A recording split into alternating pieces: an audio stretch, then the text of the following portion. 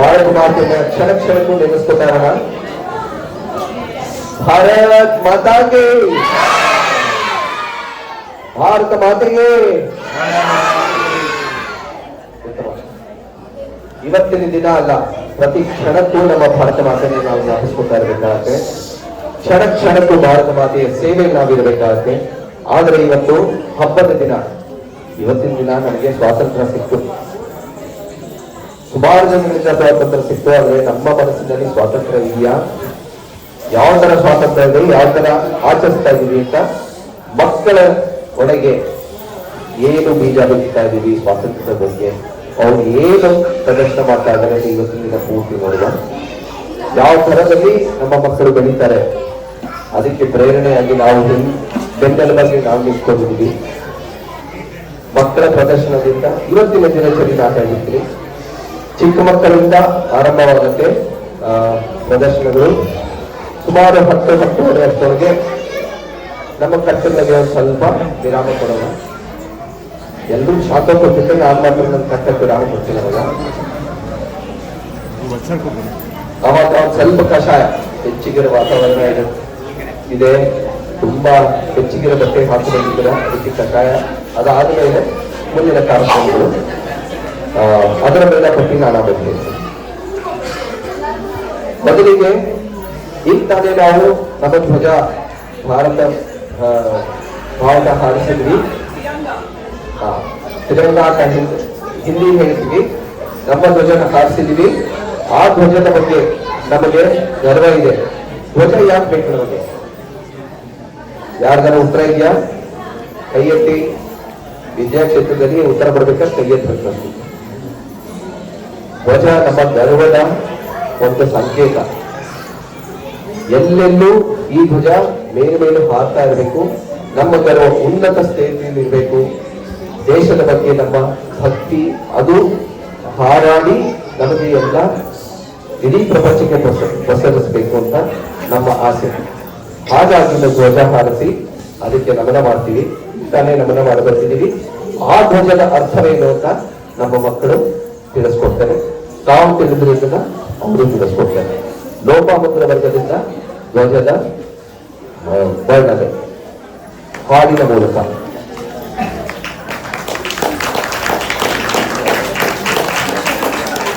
ಮೂರು, 2, 1 ಶುರು.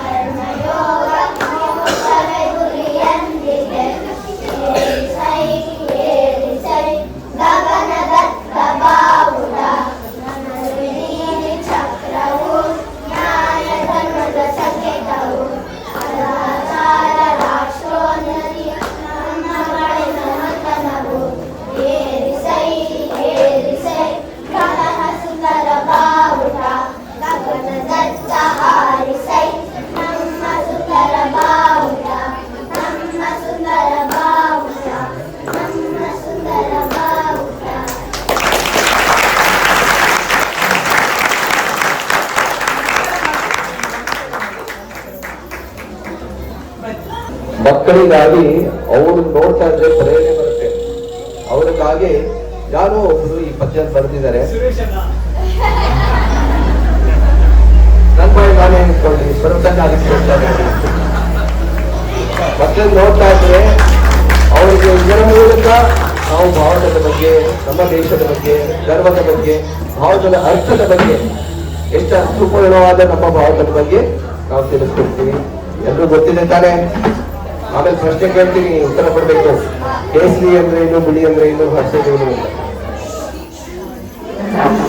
ಈ ಬಾವುಟದ ರಕ್ಷಣೆ, ಈ ದೇಶದ ರಕ್ಷಣೆ, ನಮ್ಮ ಜನರ ರಕ್ಷಣೆ, ನಾವೆಲ್ಲ ಸಮೃದ್ಧಿಯಿಂದ, ಸುರಕ್ಷತೆಯಿಂದ ಈ ದೇಶದಲ್ಲಿ ಬಾಳ್ತಾ ಇದ್ದೀವಿ. ಸುರಕ್ಷತೆ ಮತ್ತು ರಕ್ಷಣೆ, ನಮ್ಮ ದೇಶದ ಧರ್ಮವನ್ನು ಎತ್ತಿ ಹಿಡಿಯಲು ಯಾರಿರ್ತಾರೆ? ನಮ್ಮ ದೇಶ ಯೋಧರು ನಮ್ಮ ದೇಶವನ್ನು ಕಾಪಾಡ್ತಾರೆ, ನಮ್ಮ ದೇಶವಾಸಿಗಳನ್ನು ಕಾಪಾಡ್ತಾರೆ.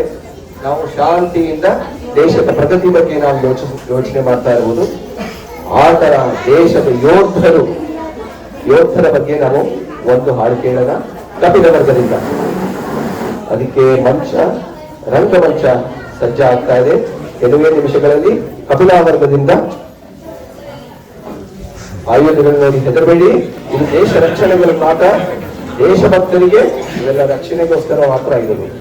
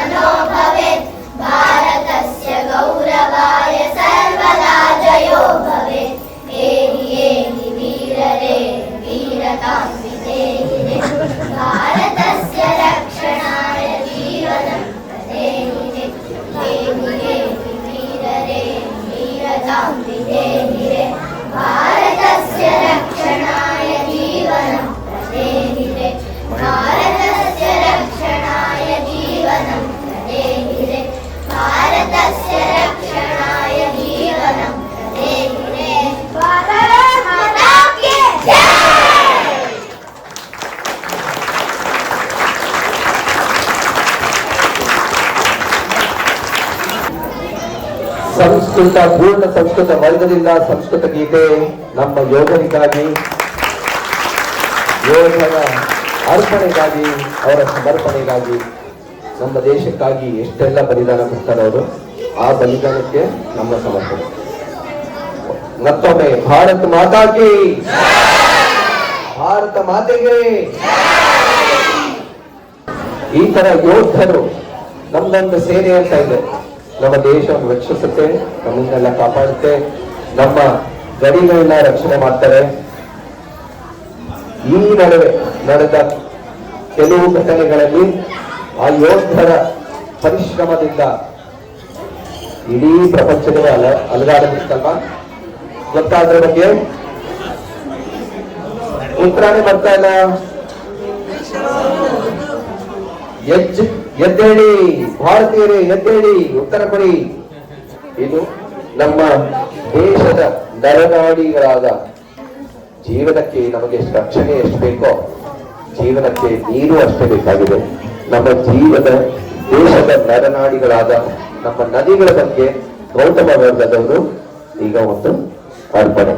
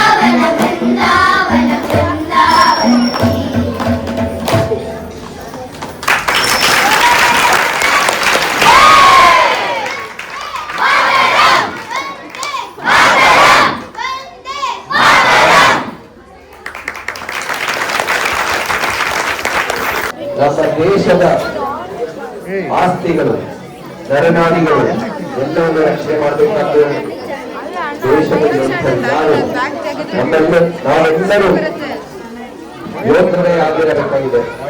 ಈಗಿನ ಕಾಲದಲ್ಲಿ ಸುಮಾರು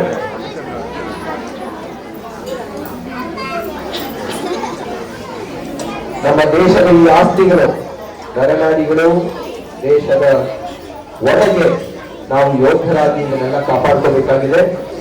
ನಮಗಾಗಿ ಒಂದೇ ಅಲ್ಲ, ನಮ್ಮ ಮುಂದಿನ ಪೀಳಿಗೆಗಾಗೂ ಅಷ್ಟೇ ಈ ನರನಾಡಿಗಳೆಲ್ಲ ಜೀವದಾಯಕವಾಗಿರುತ್ತೆ. ಹೀಗೆ ವರ್ಷಾನುಗಟ್ಟಲೆಯಿಂದ ರಕ್ಷಣೆ ಮಾಡಿಕೊಳ್ಳುವಂತ ದೇಶ ಎರಿಯುವಂತ ಜನರಿಂದ ರಕ್ಷಣೆ ಮಾಡಿಕೊಳ್ಳುವಂತ ಒಬ್ಬ ವೀರ ವನಿತೆಯ ಜೀವನ ಚರಿತ್ರೆಯನ್ನ ಒಂದು ನೃತ್ಯ ನಾಟಕದ ಮೂಲಕ ನೋಡೋಣ.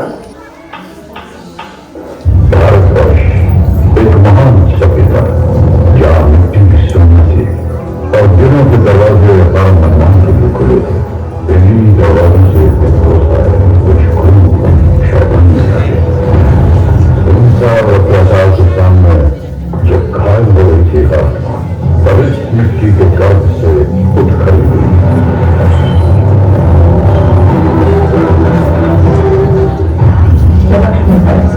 प्रतिज्ञा करती थी जब तक मेरे शरीर में रक्त है मैं पूर्ण निष्ठा से झांसी की सेवा करूंगी।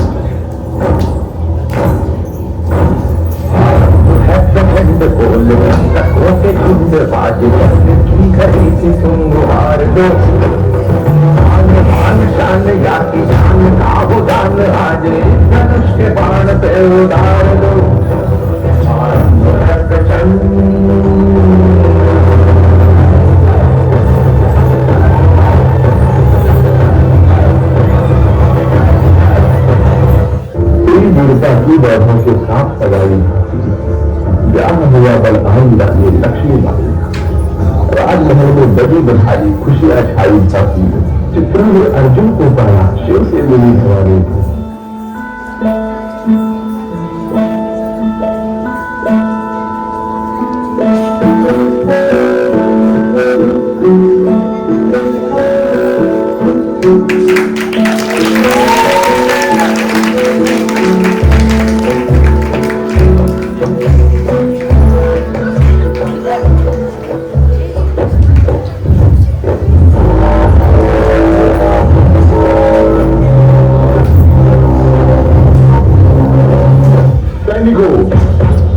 पर कब्जा करने का वक्त आ गया है। क्या तुम तैयार हो?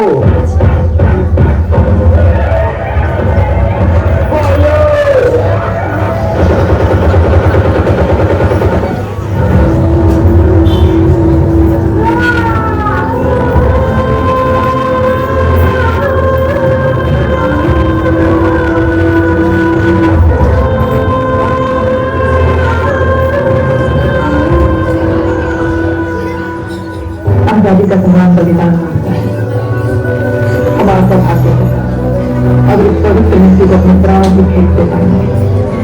रोहिदास मिसाल बनाने मैं वो मिसाल बनेंगे यहाँ भारतीय के अंदर आजादी की भूख बंद कर जाएंगे।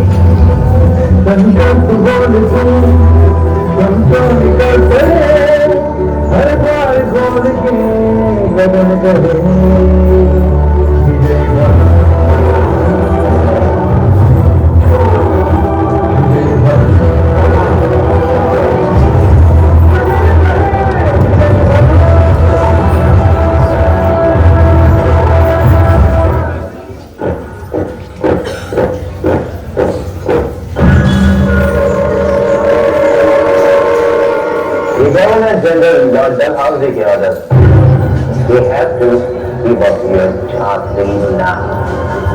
हम अपनी झांसी नहीं देंगे।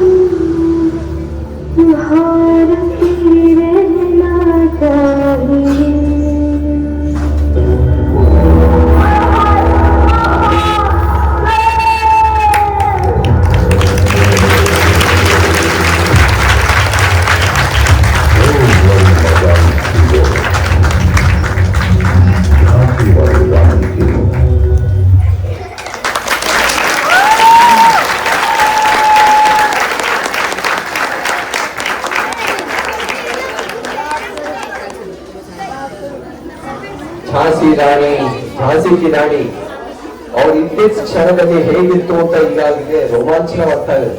ನಾವು ಆ ಕ್ಷಣದಲ್ಲಿ ಇದ್ರೆ ಅನ್ಸ್ಬಿಡ್ತಾ ಇತ್ತು ನಮ್ಗೆ. ಯಾರು ಹಾಗೆ ಅನಿಸ್ತಾ ಇತ್ತು?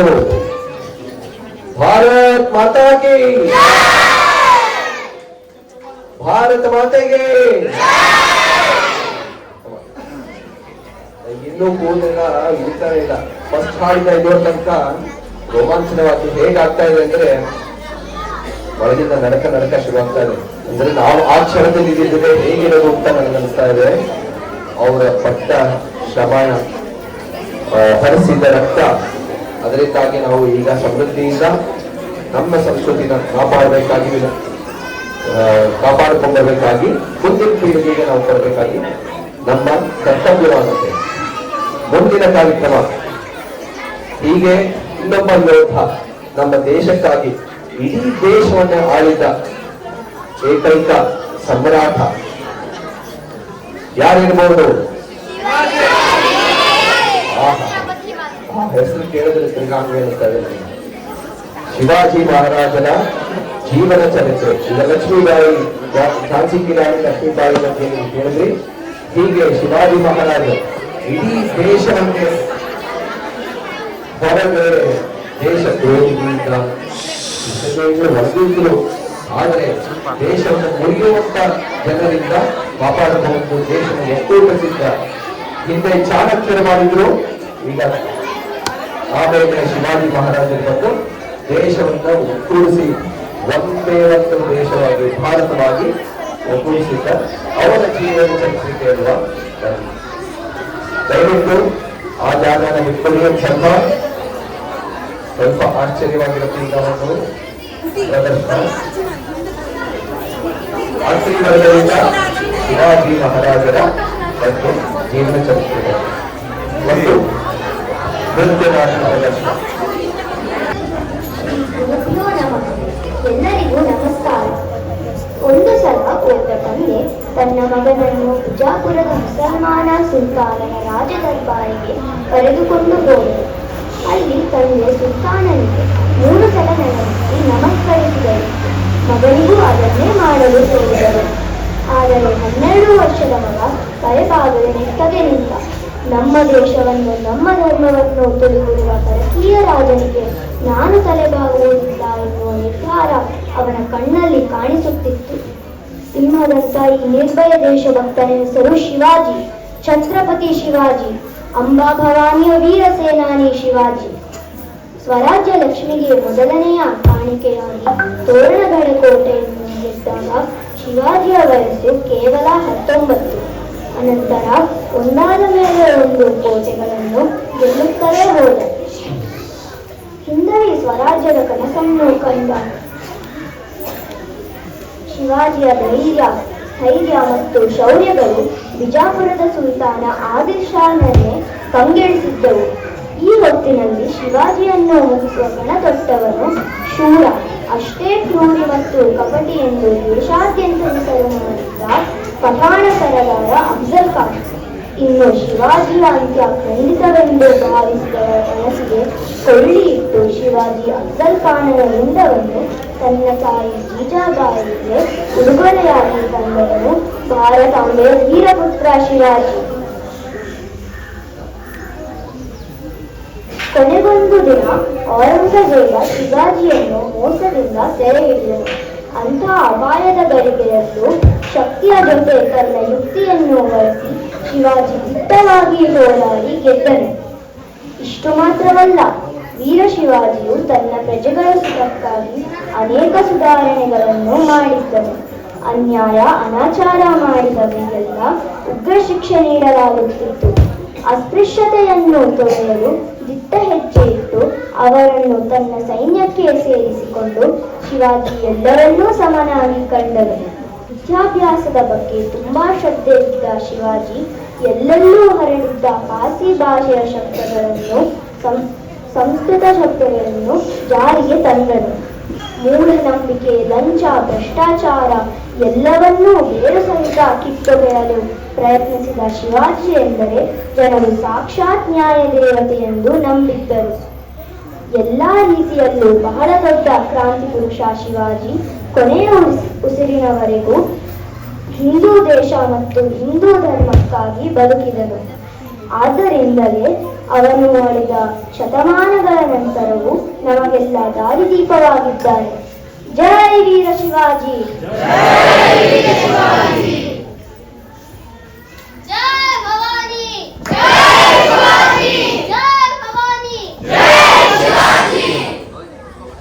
यदा यदा हि धर्मस्य ग्लानिर्भवति भारत अभ्युत्थानम् अधर्मस्य तदात्मानं सृजाम्यहम् परित्राणाय साधूनां विनाशाय दुष्कृतां धर्म संस्थापनार्थाय संभवामि युगे. जेव्हा जेव्हा धर्मावर ग्लानी येईल, जेव्हा जेव्हा अधर्म वाढेल, तेव्हा तेव्हा सज्जनाचे रक्षण करण्यासाठी, दुष्टांच्या संहारासाठी, धर्माची स्थापना करण्यासाठी मी युगायुगे जन्मेन. अशीच काहीशी परिस्थिती जेव्हा महाराष्ट्रात निर्माण झाली. 1-2 नाही 350 वर्षांकाळा या महाराष्ट्र अंधकारात, आणि हाच अंधकारा दूर करण्यासाठी एका युगपुरुषांनी जन्म घेतला. याच युगपुरुषांच्या पराक्रमाची, सामर्थ्याची आणि स्वराज्य स्थापनाची लहान गाथा सत्य शेवटी देवांनी गारांना ऐकला. शालिवत्स गेले शेती शुक्लनाम संवत्सर उत्तरायण शिरलपूर फाल्गुन वद्य तृतीयेला सायंकाळी शुभ लग्न होती असतात. कलियुगातील नरसिंहाचा, ग्रहमंडलातील सूर्याचा, नक्षत्रातील ध्रुवाचा, त्या सम छत्रपती शिवरायांचा शिवनेरीवर जन्म झाला. बालवयापासूनच मासाहेब जिजाऊंनी श्रीपांना महाभारत, रामायण सारख्या गोष्टी सांगायला सुरुवात. त्यामध्ये धर्म, अधर्म, सत्य, सत्य, न्याय, अन्याय यातील फरक श्रीपांना समजू लागला. तसेच शस्त्रास्त्र व शास्त्र शिक्षणासाठी शहाजीराजांनी अनेक कर्तव्य माणसाने केले, जसे की दादाजी कोंडे, समर्थ रामदास, बाळकृष्ण पंत असे अनेक कर्तव्यकार माणसाच्या नेतृत्वाखाली महाराज बालवयापासूनच घडू लागले. रायश्वराच्या समोर शपथ घेतली आणि स्वराज्याची गोडदौड सुरू झाली. तोरणा किल्ला घेऊन स्वराज्यातील तोरण बांधली. पुढे मुडुंबदेवाचा डोंगर, कुवारी गड, शुभानमंगल, कोंढाणा, शिरवतचा किल्ला, पुरंदर आणि बाळामावळ स्वतंत्र झाला. पुढे महाराजांनी गावडी दाखल घेतली, परंतु त्यानंतर स्वराज्यावर ओढवण्यात भले मोठे संकट. ते संकट म्हणजे अफजल खान.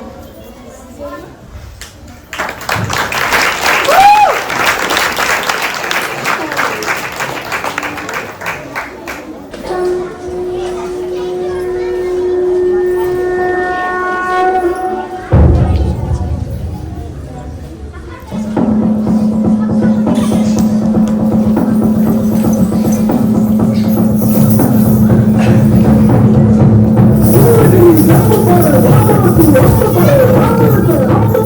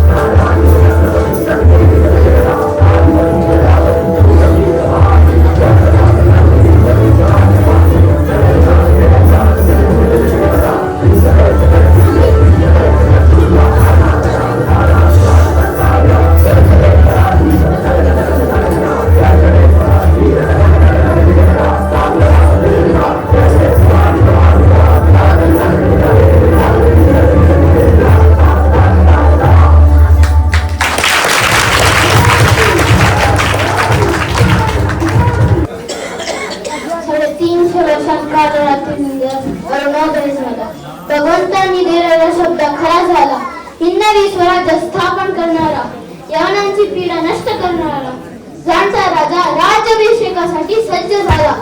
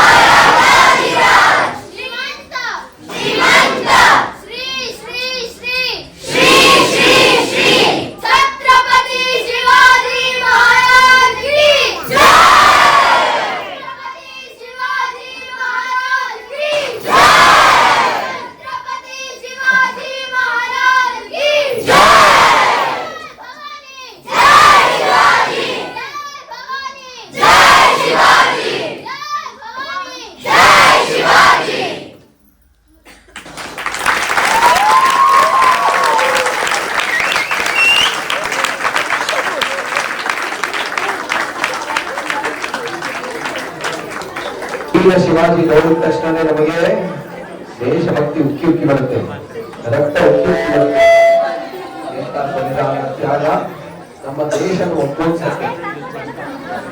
ದಕ್ಷಿಣದಿಂದ ಉತ್ತರ ತನಕ ಇಡೀ ದೇಶವನ್ನ ಒಗ್ಗೂಡಿಸಿ ಧರ್ಮ ಸ್ಥಾಪನೆಗಾಗಿ ಶಿವಾಜಿ ಮಹಾರಾಜರು ನಿರಂತರ ಚಿಕ್ಕ ವಯಸ್ಸಿನಿಂದ 9 ವರ್ಷದ ವಯಸ್ಸಿನಿಂದ ಪಣ ತೊಟ್ಟು ದೇಶವನ್ನ ಒಗ್ಗೂಡಿಸಬೇಕು.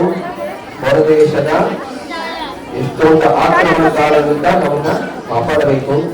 ಹೊಸ ಧರ್ಮ ಸ್ಥಾಪನೆಗಾಗಿ ಹೋರಾಡಿದ ಶಿವಾಜಿ ಮಹಾರಾಜರು ಬಗ್ಗೆ ನೀವು ಹೇಳಿದ್ರಿ. ಅದನ್ನ ಮುಂದೆ ಕಾಪಾಡಿಕೊಂಡು ಬ್ರಿಟಿಷರ ಮುಂದೆ ಹೇಗೆ ಕೆಲವು ಯೋಧರಾಗಿ ಯೂನಿಫಾರ್ಮ್ ಹಾಕೊಂಡಿರ್ಬೇಕು, ಸಮವಸ್ತ್ರದಲ್ಲಿ ಇರಬೇಕು ಅಂತ ಹೇಳಿಲ್ಲ. ಸಮವಸ್ತ್ರ ಇಲ್ಲದೇ ಆ ಯೋಧರ ಗುಣಗಳುಳ್ಳ ಒಬ್ಬ ಯೋಧ ನಮ್ಮ ಭಗತ್ ಸಿಂಗ್ ಬಗ್ಗೆ ಅವರ ಗುಣಗಳು ಯಾವುದು ನಮ್ಮ ದೇಶಕ್ಕೆ ಒಳ್ಳೆಯದು ಅಂದ್ರೆ ದೇಶವನ್ನು ಬ್ರಿಟಿಷರಿಂದ ಹೇಗೆ ನಾವು ಕಾಪಾಡಕ್ಕಾಯ್ತು, ಅವರನ್ನ ಓಡಿಸಕ್ಕಾಯ್ತು, ಅದಕ್ಕೊಂದು ಮುಟ್ಟುಗೋಲು ಹಾಕಬೇಕಾಯ್ತು ಅಂತ ಬೋಧನೆ ಆಶ್ರಯಿಸ್ತಾರೆ. ನಿಧಿಗೆ ನಾನು ವೇದಿಕೆ ಬಿಟ್ಕೊಡ್ತೀನಿ. ಭಗತ್ ಸಿಂಗ್ರ ಯಾವ ಯಾವ ಗುಣಗಳು ನಮ್ಮ ದೇಶಕ್ಕೆ ಒಳ್ಳೆಯದು ಮಾಡ್ತು ಅನ್ನೋದನ್ನ ಆಯಾ ನಮ್ಮಲ್ಲಿ ಸುಮಾರು ಆ ಥರ ಗುಣಗಳಿರುತ್ತೆ. ಆ ಗುಣಗಳನ್ನ ಎಬ್ಬಿಸಬೇಕು, ಆ ಗುಣಗಳನ್ನು ನಾವು ಬಳಸ್ಕೋಬೇಕು ಅಂತ ಒಂದಷ್ಟು ಗುರುಗಳನ್ನು ಭಗತ್ ಸಿಂಗ್ ಅಲ್ಲಿ ಇದನ್ನ ಪರಿಚಯ ಮಾಡಿಕೊಡ್ತಾರೆ.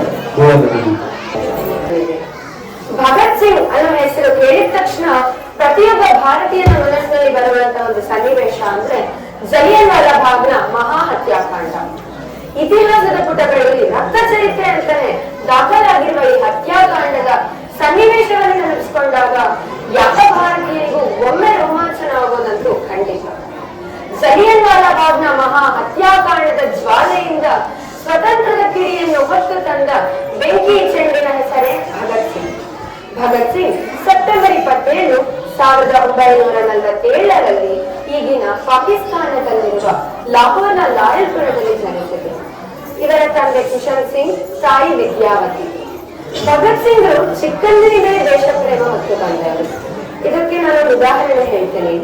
ಜಲಿಯನ್ ವಾಲಾ ಬಾಗ್ನ ಮಹಾ ಹತ್ಯಾಕಾಂಡ ನಡೆದ ಸಮಯದಲ್ಲಿ ಇವರು ಕೇವಲ 12 ವರ್ಷ 6ನೇ ತರಗತಿಯಲ್ಲಿ ಓದುತ್ತಿದ್ದ ಪುಟ್ಟ ಬಾಲಕರಾಗಿದ್ದರು.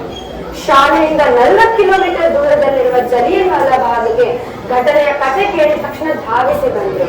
ಅಲ್ಲಿ ಸಾಲು ಸಾಲಾಗಿ ರಾಶಿಯಾಗಿ ಬಿದ್ದಿದ್ದ ಅಮಾಯಕ ಭಾರತೀಯರ ಹೆಣಗಳನ್ನು ನೋಡಿ ಗಂಟೆಗಟ್ಟಲೆ ಕಣ್ಣೀರಿಟ್ಟರು.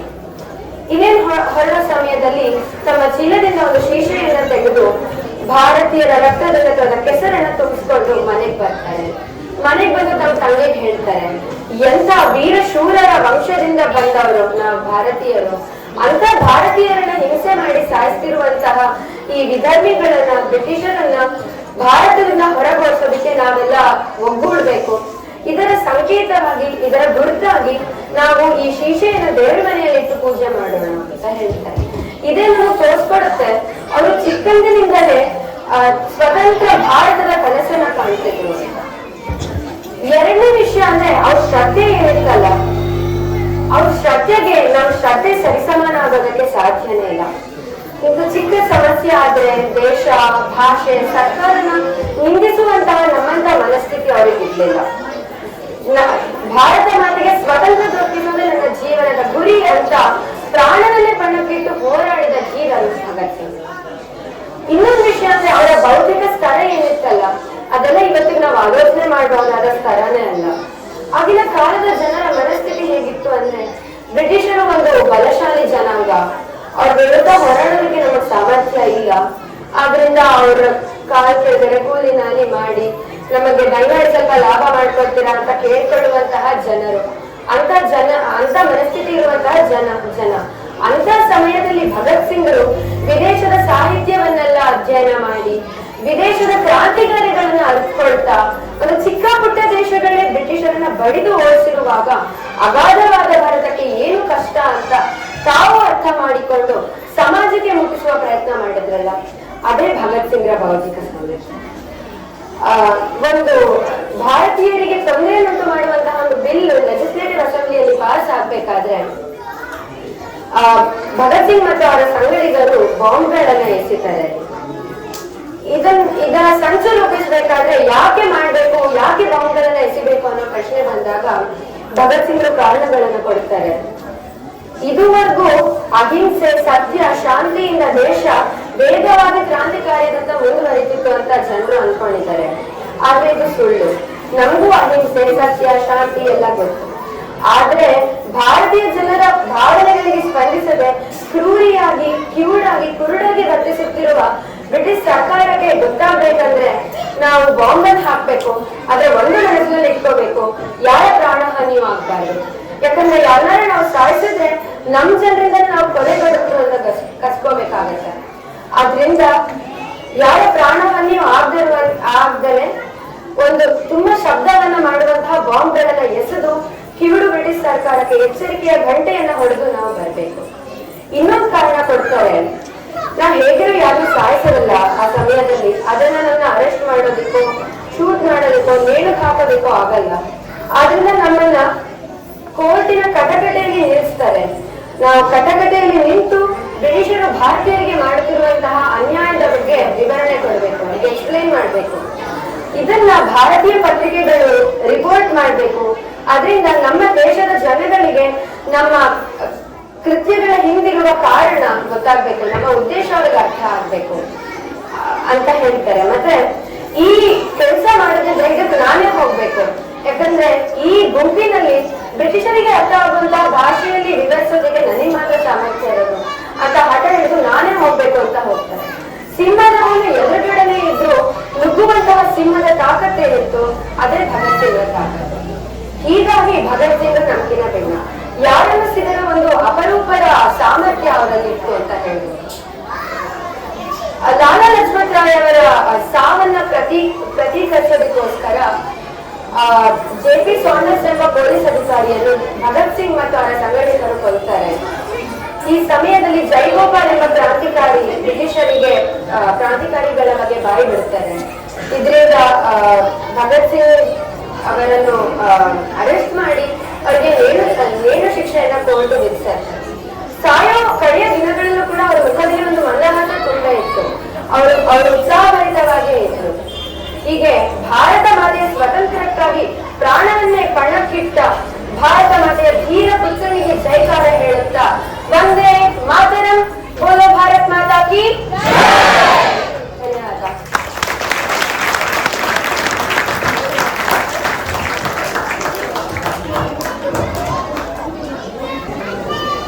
ಯೋಧರ ಗುಣಗಳು ನಮ್ಮಲ್ಲಿ ಇದೆಯಾ ಅಂತ ನೋಡ್ಕೊಳ್ತಾ ಇದ್ದೀರ ಒಳಗೆ ಇರ್ಬೋದಿಲ್ಲ. ಜಾಗೃತ ಪಡಿಸ್ಬೇಕಷ್ಟೇ ಅದನ್ನ, ಆ ಗುಣಗಳನ್ನ. ಮತ್ತೊಮ್ಮೆ ಭಾರತ ಮಾತೆಗೆ, ಭಾರತ್ ಮಾತಾಗೆ. ಅದಕ್ಕೆ ಕಷಾಯ ಇರುತ್ತೆ ಅಂತ ನಾನು ಹೇಳಿದ್ದು. ಆದ್ರೆ ಈಗ ಸದ್ಯಕ್ಕೆ ನಮ್ಮ ಮಕ್ಕಳು ಈ ಸ್ವಾತಂತ್ರ್ಯ ದಿವಸದಲ್ಲಿ ಇಷ್ಟೆಲ್ಲ ನಾವು ಯೋಧರ ಬಗ್ಗೆ ಕೇಳಿದ್ವಿ. ಆ ಯೋಧರು ಒಳಗೆ ಇರಬೇಕು. ಎಷ್ಟೋ ಗುಣಗಳು ನಾವು ಅದನ್ನ ಮಕ್ಕಳಲ್ಲಿ ಬೆಳೆಸ್ಬೇಕು. ಆ ಗುಣಗಳು ಬರೀ ಬೌದ್ಧಿಕವಲ್ಲೇ ಅಲ್ಲ, ಶಾರೀರಿಕವಲ್ಲೇ ಅಲ್ಲ, ಹೃದಯ ಸ್ಪರ್ಶದಿಂದ ಒಂದೇ ಅಲ್ಲ, ಕೈ ಕೆಲಸದಲ್ಲೂ ಕಾಣಿಸ್ಬೇಕು. ಆ ತರ ಯೋಧಗಳು ಬೇಕಾಗಿದೆ ನಮಗೆ. ಆ ಮಕ್ಕಳು ಕೈ ಕೆಲಸದಲ್ಲಿ ಯಾವ ತರ ಯೋಧರಾಗಿದ್ದಾರೆ ಅಂತ ಒಂದು ತಿಳ್ಕೊಳ್ಳೋದನ್ನ ನಮ್ಮ ಮಕ್ಕಳ ಕೈ ಕೆಲಸದಲ್ಲಿ